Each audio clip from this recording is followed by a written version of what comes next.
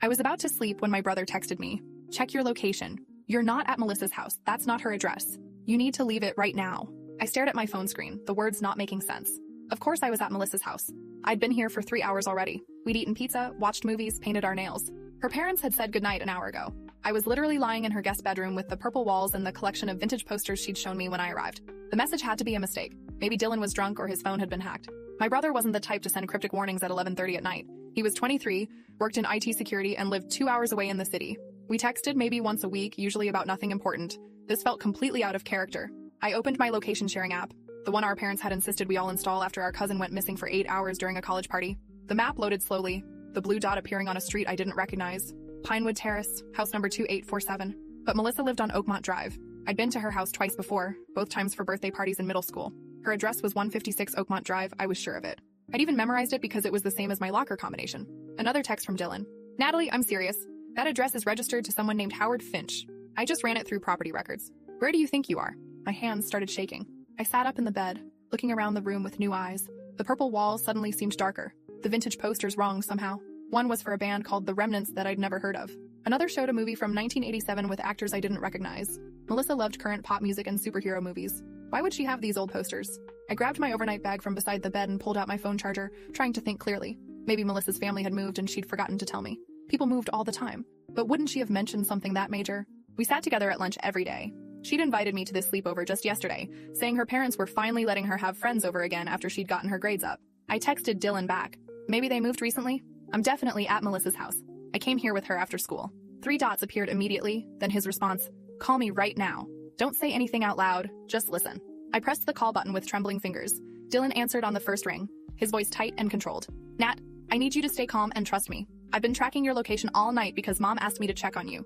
Your location has been at that Pinewood address since 6 p.m. I thought the app was glitching, so I cross-referenced property records. Howard Finch, age 48, owns that house. Purchased it 8 years ago. No other occupants listed. But I'm at Melissa's house, I whispered, my voice barely audible. I came here with her. Her mom answered the door. We ate dinner with her parents. They're upstairs sleeping right now. Natalie, listen to me very carefully. Dylan's voice had that sharp edge he got when he was trying not to panic. I need you to describe exactly what happened from the moment school ended today. I closed my eyes, trying to reconstruct the afternoon. Melissa had found me at my locker after last period. She'd been excited about the sleepover, said her dad was making his famous pizza from scratch. We'd walked to the parking lot together, but we hadn't taken the bus.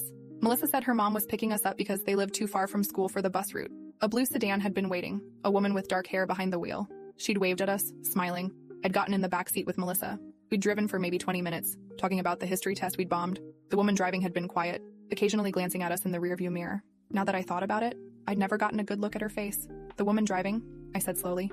I didn't really see her clearly. And the man who answered the door when we got here, he was wearing a baseball cap pulled low. He said he was Melissa's dad, but you never actually confirmed it was her parents. Dylan finished. Nat, where's Melissa right now? I stood up, my legs unsteady. She went to get us water like 10 minutes ago. Said she'd be right back. The silence on the other end of the line lasted too long. Then Dylan spoke. His words measured and careful. I need you to look around that room. Really look. Tell me what you see. I turned slowly, examining everything with new attention. The bed was made with a floral comforter that seemed too mature for a teenage girl. The dresser had a layer of dust on it, like it hadn't been used in a while. The closet door was slightly open, and I could see it was empty inside. No clothes, no shoes, nothing. My stomach turned cold. On the nightstand was a framed photo. I picked it up with shaking hands. It showed a family, 2 parents, and a teenage girl, all smiling at the camera. But the girl in the photo wasn't Melissa. She was younger, maybe 13 or 14, with lighter hair and different features, and the photo quality looked old, like it had been taken years ago. Dylan, there's a picture here. It's not Melissa. I don't know who these people are. Get out of that house right now. His voice was sharp, urgent. Don't worry about being polite. Don't say goodbye. Just grab your bag and leave. I'm calling the police and sending them to that address, but you need to get out now. I grabbed my overnight bag and moved toward the bedroom door. My hand was on the knob when I heard footsteps in the hallway. Someone was coming up the stairs. Heavy footsteps, definitely not Melissa's light tread. I backed away from the door, my heart pounding so hard I could feel it in my throat. Someone's coming. I breathed into the phone. Dylan, someone's coming up the stairs. Is there a window? He asked immediately. Can you get out through a window? I looked at the window across the room. It faced the backyard, probably a 10-foot drop to the ground below. But the window had bars on it. Decorative-looking bars that I'd barely noticed before, thinking they were just part of the house's architectural style.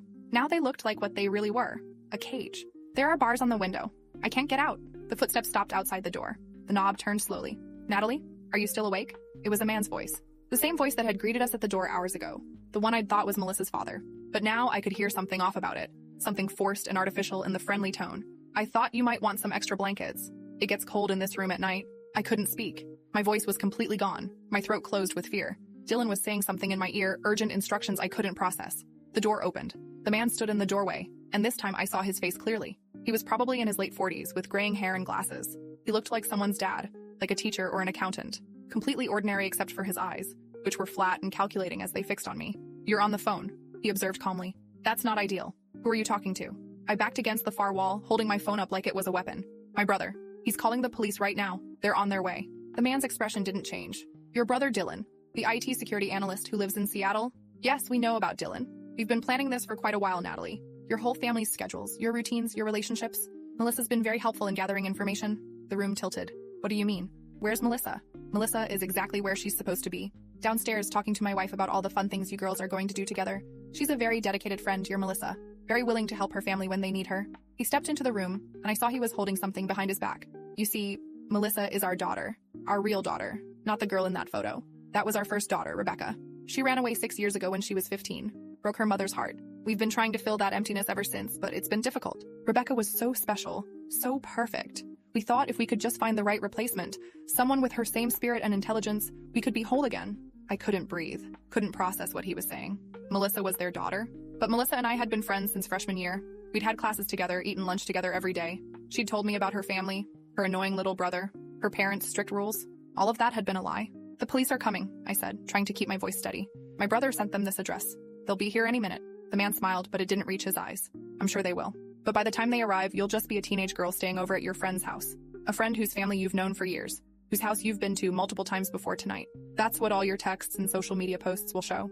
Melissa's been very thorough about establishing that history. Screenshots of conversations you never had, photos of parties you never attended. Digital footprints are so easy to create when you know what you're doing. He brought his hand from behind his back, revealing a syringe. "This will just help you relax, make you more comfortable while we sort everything out. You're going to stay with us for a while, help us be a family again. If you cooperate, if you can learn to be the daughter we need, everything will be fine." Rebecca fought us at first too, but eventually she understood. Or she would have, if she hadn't ruined everything by running. My phone was still at my ear. Dylan's voice shouting instructions I could barely hear over the roaring in my head. The man took another step toward me. I looked around desperately for anything I could use as a weapon. The lamp on the nightstand was too far away. My overnight bag was near the door, out of reach. The only thing close to me was the framed photograph. I grabbed it and threw it at his face with all my strength. The glass shattered against his forehead, making him stumble back with a curse. Blood ran down from a cut above his eyebrow. I ran for the door, but he recovered faster than I expected.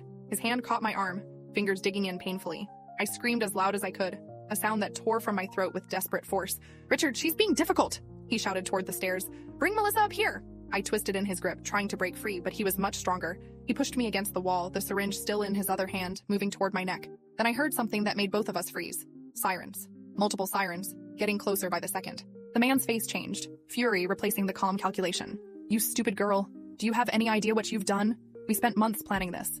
Months of Melissa building trust with you, learning everything about you. This was supposed to be perfect. Let her go, Howard." A woman's voice came from the hallway. I looked over to see the woman from the car, the one who'd pretended to be Melissa's mother. But her face was different now, twisted with anger and something else. Fear. "The police are here. It's over. Let her go and maybe we can salvage something." "It's not over." Howard's grip on my arm tightened. "We can still make this work. We can explain. We can— Dad, stop!" Another voice. I looked past the woman and saw Melissa standing at the top of the stairs. But this wasn't the Melissa I knew. Her face was pale and drawn, her eyes red from crying. "Dad, please, I can't do this anymore. I can't keep lying. I can't keep hurting people." "Melissa, go to your room," the woman said sharply. "This doesn't concern you." "Yes, it does." Melissa's voice broke. "It concerns me because I'm the one who has to live with what we've done. I'm the one who has to pretend to be friends with people just so you can try to replace Rebecca. But nobody can replace Rebecca. She's gone and she's never coming back, and kidnapping random girls isn't going to change that." The sirens were right outside now. Red and blue lights flashed through the windows, painting the walls in alternating colors. I heard car doors slamming, voices shouting commands. "Police! We have the house surrounded! Come out with your hands visible!" Howard's hand loosened on my arm, just slightly. It was enough. I yanked free and ran for the stairs, stumbling past Melissa and the woman. I nearly fell going down the steps, but caught myself on the railing. The front door was locked with a deadbolt, and my hands were shaking so badly I could barely turn it. Then it was open and I was running outside into the cold night air. Police officers were everywhere, weapons drawn, shouting at me to get down, to show my hands. I dropped to my knees on the driveway, holding my phone above my head. One officer ran forward and pulled me behind a patrol car. "Are you Natalie Armstrong?" she asked, her hand on my shoulder. "Are you hurt?" I shook my head, unable to form words. My whole body was shaking uncontrollably. The officer was talking into her radio, calling for an ambulance, reporting that the victim was secured. Other officers moved toward the house, their voices commanding the occupants to come out. I watched as the front door opened slowly. The woman came out first, hands raised, face blank. Then Howard, blood still running down his face from where the frame had cut him. He was handcuffed immediately, forced to the ground. Both of them were read their rights while I sat behind the police car, wrapped in a blanket someone had put around my shoulders. "Natalie!" Dylan's voice came from my phone, which I was still somehow holding. I'd forgotten I was still connected to the call. "Nat, are you okay? Talk to me." "I'm okay," I managed to say. "I'm out. I'm safe. Thank God. Thank God. Don't hang up, okay? Stay on the line with me until Mom and Dad get there." I called them as soon as I called 911. "They're on their way." I nodded even though he couldn't see me. Another figure emerged from the house, escorted by 2 officers. Melissa walked slowly, head down, hands behind her back. As she passed the patrol car where I was sitting, she looked at me. Our eyes met for just a moment. There was no defiance in her expression, no anger, just exhaustion and something that might have been relief. The officer with me asked if I needed medical attention, and I shook my head again. I wasn't physically hurt, just shattered in ways I couldn't yet articulate. More police arrived, then an ambulance, then detectives in plain clothes. One of them, a woman with short gray hair, crouched beside me and introduced herself as Detective Lydia Reeves. She asked if I was ready to answer some questions, her voice gentle but professional. I told her everything, starting from when Melissa had invited me to the sleepover. My voice was mechanical, reciting facts without emotion because feeling anything would break me completely. Detective Reeves recorded everything on her phone, nodding occasionally, asking clarifying questions. When I finished, she sat back on her heels and looked at me with an expression I couldn't read. "Natalie, you need to know something. This isn't the first time. The Finches, that's their real name, have been under investigation for months. We've had suspicions but never enough evidence. Melissa, their daughter, she contacted us 3 weeks ago. Said she wanted out, that she couldn't live like this anymore. She's been cooperating with us since then, but we needed solid evidence of an actual attempt. Tonight was supposed to be that evidence." I stared at her. "You mean, you knew? You knew they were going to try to take me?" "We knew they were planning something. Melissa told us they'd selected a target, a girl from her school who fit their profile. But she couldn't give us your name until tonight because they only told her this afternoon. We had units ready to move as soon as we got the location confirmation from your brother's call. You were never in as much danger as you felt. We were monitoring the situation the entire time." The words didn't make sense at first. Then they did, and I felt a surge of anger cut through the fear and shock. "So I was bait? You used me as bait without telling me?" Detective Reeves's expression hardened slightly. "We couldn't tell you because we couldn't risk you acting differently. The Finches are extremely careful, extremely paranoid. If Melissa had warned you ahead of time or if you'd known we were watching, they would have sensed something was wrong. They would have aborted the plan and we'd be back to square one. Without evidence of an actual crime, we couldn't arrest them, and they would have just picked another victim eventually. I could have been hurt. That man had a syringe. He was going to drug me. And we were 30 seconds away from breaching the door when you ran out. You were never out of our sight. We had thermal imaging showing us exactly where everyone in that house was positioned. The moment you were in actual danger, we would have intervened." My parents arrived then, my mom's SUV pulling up behind the police cars with a screech of brakes. She was out of the vehicle before it fully stopped, running toward me. My dad was right behind her. They both grabbed me, and that's when I finally started crying. Real, body-shaking sobs that I couldn't control. My mom was saying something over and over, words I couldn't make out through my own crying. My dad was talking to Detective Reeves, his voice tight with barely controlled fury. I heard fragments. Consent, minor, lawyers, absolutely unacceptable. Dylan was still on the phone, and my dad took it from me, speaking to him briefly before ending the call. The next few hours were a blur of statements and medical checks and victim services coordinators. We were taken to the police station, where I had to repeat my story multiple times to different people. Each telling made it feel less real, like I was describing something that had happened to someone else. My parents sat with me through all of it, my mom holding my hand, my dad's jaw clenched so tight I thought his teeth might crack. Around 3 a.m., Detective Reeves came back with new information. The Finches had been doing this for years, ever since their biological daughter Rebecca had run away. Rebecca had been found eventually, living with friends in another state. She'd refused to come home, had filed for emancipation at 16, and had cut off all contact with her parents. The loss had broken something in Howard and his wife Diane. They'd become convinced that they could recreate what they'd lost by finding girls who reminded them of Rebecca and molding them into replacement daughters. Melissa wasn't their biological daughter at all. She was their first successful abduction, taken 7 years ago when she was 11 years old. Her real name was Melissa Thornton, and she'd been reported missing from a mall in another state. The Finches had kept her isolated for the first year, homeschooling her, systematically breaking down her identity and rebuilding her as their daughter. By the time they enrolled her in public school, she'd been so thoroughly conditioned that she played the role perfectly. But Melissa had never forgotten who she really was. She'd just learned to survive by pretending. And over the years, she'd watched them try this with other girls. Most of the attempts had failed before reaching the point I'd gotten to. The girls would become suspicious, or their parents would intervene, or the Finches would decide the target wasn't suitable. But there had been 2 others who'd made it as far as I did. One had escaped after 3 days. The other had been held for 2 weeks before managing to get a message to the outside world. Detective Reeves showed us photos of those girls, now young women, both still dealing with the trauma of what had happened to them. Looking at their faces, I saw my own fear reflected back at me. We could have been sisters in our shared experience of being selected, evaluated, and nearly absorbed into the Finches' delusion. Melissa is the key to putting them away for a very long time, Detective Reeves said. She's agreed to testify about everything. The abduction, the conditioning, the other attempts. With her testimony and what happened tonight, we can charge them with multiple counts of kidnapping, attempted kidnapping, child abuse, and conspiracy. They'll never get out of prison. What happens to Melissa? My mom asked. She's a victim too. She's 18 now, legally an adult. We're working with her to locate her biological family, but after 7 years, that's complicated. She'll need extensive therapy, probably for the rest of her life. But she's choosing to do the right thing now, even though it means testifying against the only family she's known for most of her childhood. I thought about Melissa standing at the top of the stairs, her face pale and exhausted, telling her father to stop. She could have stayed silent. She could have let it happen, but she'd spoken up, even knowing it would destroy the only life she had. That took a kind of courage I wasn't sure I possessed. We left the police station as the sun was coming up. My dad drove us home in silence. My mom in the passenger seat, me stretched across the back seat wrapped in the blanket from the police. I couldn't stop shaking, even though I wasn't cold. My phone buzzed with texts from Dylan, checking on me every few minutes. Friends from school had somehow heard what happened, and my social media was exploding with messages I couldn't bring myself to read. At home, my mom made me take a shower while she stayed in the bathroom, sitting on the closed toilet lid and talking to me through the curtain. Just normal conversation about nothing important, like what we should have for breakfast and whether we needed to go grocery shopping. Mundane things that felt impossibly far from the reality of what had just happened. I got in bed in my own room, in my own house, and couldn't sleep despite being exhausted beyond measure. Every time I closed my eyes, I saw Howard's face, saw the syringe in his hand, saw Melissa's blank expression as she'd led me into that house. My mom eventually came and lay down next to me, not saying anything, just being there. School was impossible for the next week. My parents kept me home and nobody argued. The media picked up the story within days, and suddenly the Finch's house was on every news channel. Reporters called our house constantly until my dad changed our number. The school sent a counselor to our house to talk to me about what had happened. She was nice but useless.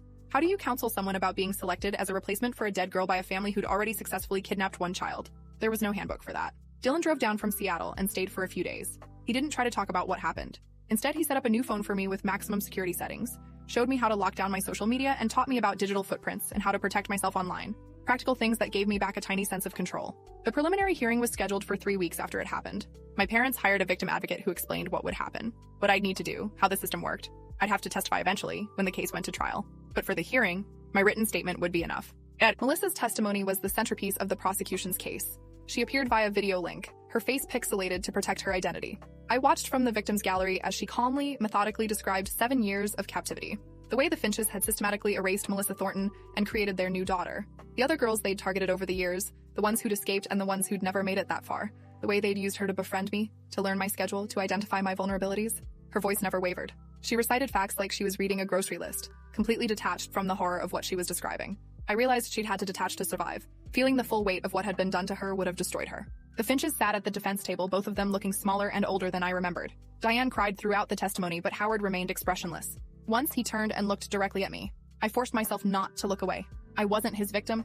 I'd escaped. The judge ruled there was sufficient evidence to proceed to trial and denied bail, citing flight risk and danger to the community. Howard and Diane were remanded to custody. As they were let out, Diane turned and screamed at Melissa's video image on the courtroom monitor. "You ungrateful little bitch! After everything we did for you, we saved you, we gave you a real family!" The bailiffs had to physically restrain her as she tried to lunge at the screen. Howard just walked out silently, his face still blank. After the hearing, the victim advocate asked if I wanted to meet Melissa in person. She was waiting in a conference room, willing to talk if I was ready. I wasn't sure I was, but I said yes anyway. Melissa was sitting at a table when I came in, wearing jeans and a sweater I'd never seen before. Her hair was shorter, cut in a bob that made her look different. Older somehow. More like herself, whoever that was. "Hi," she said. Just that one word, tentative and uncertain. "Hi," I responded, sitting across from her. We looked at each other in silence for a moment. "I'm sorry," she finally said. "I know that's not enough. I know it doesn't fix anything, but I am sorry. I should have found another way. Should have stopped them years ago." "You were 11 when they took you," I said. "You were a kid. You survived the only way you could. That doesn't make what I did to you okay. I brought you into that house. I lied to you for months. I helped them pick you because you fit their profile for what Rebecca used to be like. Smart, kind, trusting. I knew what they were going to do, and I still did it."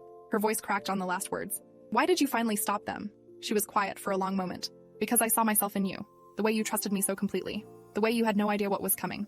7 years ago, I was you. I went home with someone I thought was a friend's mom, and then everything I knew was gone. I couldn't let them do that to another person. Not again.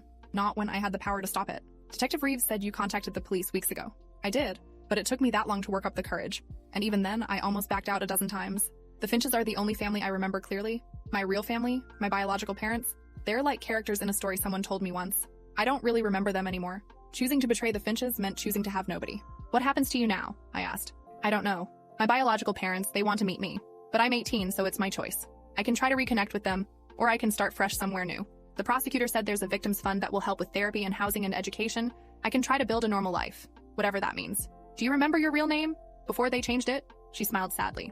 "Melissa is my real name. That's the strange part. They didn't even change it. They just changed everything else about me. My last name, my history, my personality. But they kept Melissa because Diane's mother was named Melissa. It was supposed to be an honor. We talked for another hour. Not about the trauma or the case or what was going to happen at trial. Just about normal things. She asked about school, about classes we'd had together, about teachers and other students. I told her about the calculus exam we'd both missed, about the drama club play tryouts next month. She listened like someone hearing about a life that could have been hers in another universe. When we left, she hugged me. It was brief and awkward, but genuine.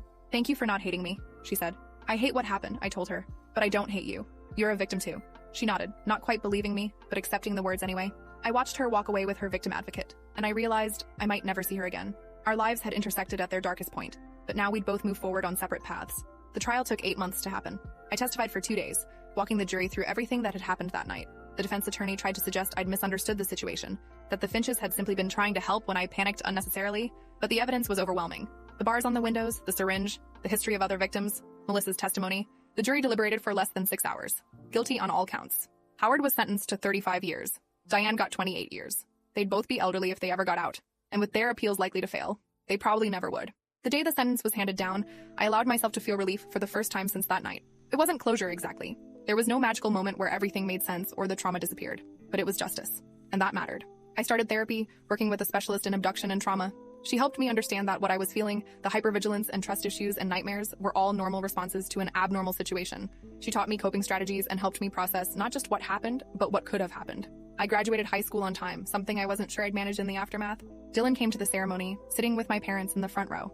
I'd chosen a college 3 hours away, far enough to feel independent but close enough to come home when I needed to. My parents had wanted me to stay local, but they eventually understood I needed to prove to myself that I could still move forward, still trust the world enough to exist in it. Melissa sent me a card for graduation. Inside was a note. "Thank you for being brave enough to survive. I'm trying to do the same. Starting community college in the fall. Maybe we'll both make it after all." I kept the card in my desk drawer, a reminder that survival takes many forms. The following year, on the anniversary of that night, I went back to Pinewood Terrace. The house where the Finches had lived was empty now, a for sale sign in the front yard. I sat in my car across the street and looked at it, trying to reconcile this ordinary suburban house with the nightmare it had contained. A woman walking her dog passed by and waved. A kid rode past on a bicycle. Normal life continued around this place where something terrible had almost happened to me. I realized that's what recovery looked like. Not a dramatic transformation or a moment of catharsis, but just the slow accumulation of normal days. Days where I went to class and complained about professors and ate bad cafeteria food with friends who didn't know my story. Days where what happened to me was part of my history but not the sum total of my identity. I texted Dylan, "At the house. I'm okay, just needed to see it." His response came immediately, "Proud of you. Call if you need me." I started the car and drove away. Behind me, the house grew smaller in the rearview mirror, and then I turned a corner and it was gone. 2 years after the trial, I got an email from an address I didn't recognize. The subject line read, "It's Melissa." I almost deleted it without opening, but curiosity won. Inside was a brief message and a photo. "I wanted you to know I found them. My biological family. It's strange and hard, and sometimes I'm not sure who I'm supposed to be. But I'm trying. This is me with my little sister. I was 11 when I was taken. She was 4. She doesn't remember me, but we're getting to know each other now. Thank you for saving my life by almost losing yours." I know that sounds backwards, but it's true. If you hadn't been there that night, if I hadn't had to watch them try to hurt you, I might never have found the courage to stop them. You gave me permission to choose myself. I hope you're choosing yourself too. The photo showed Melissa, looking relaxed and genuinely happy, with her arm around a teenage girl. They had the same smile. I wrote back, "I'm glad you found them. I'm choosing myself every day. It's getting easier." We didn't become friends. Our connection was too bound up in trauma for that. But we checked in occasionally, brief messages updating each other on our progress. She finished community college and transferred to a university studying social work. I chose psychology, wanting to understand the mechanisms of manipulation and control that had almost destroyed us both. 5 years after that night, I did my graduate thesis on family abduction cases and the long-term psychological effects on victims. I interviewed dozens of survivors, including Melissa, who'd become an advocate for missing children. My research was published in a journal. Small recognition, but it felt like taking something terrible and transforming it into something useful. I still have nightmares sometimes. Still check locks obsessively and feel my heart race when I'm in an unfamiliar place. Still struggle with trusting people too quickly and then pulling back when they get too close. Trauma doesn't have an expiration date, but I also have a life, a career helping other survivors, friends who know my story and accept all the ways it's shaped me, a brother who texts me every night at 11:30, our shared ritual of checking in that started the night he saved my life, my parents who learned to let me move forward at my own pace instead of trying to protect me from a danger that had already passed. And somewhere in another city, Melissa has a life too. She reconnected with her biological family. She helps other victims find their way back from captivity. She exists in the world as herself, whoever that is, after everything she survived. We're both proof that predators don't get the final word, that survival is possible and recovery is real, even when it's slow and incomplete and imperfect. The Finches tried to steal futures, but they failed. We took our futures back, piece by piece, day by day. That's the only ending that matters.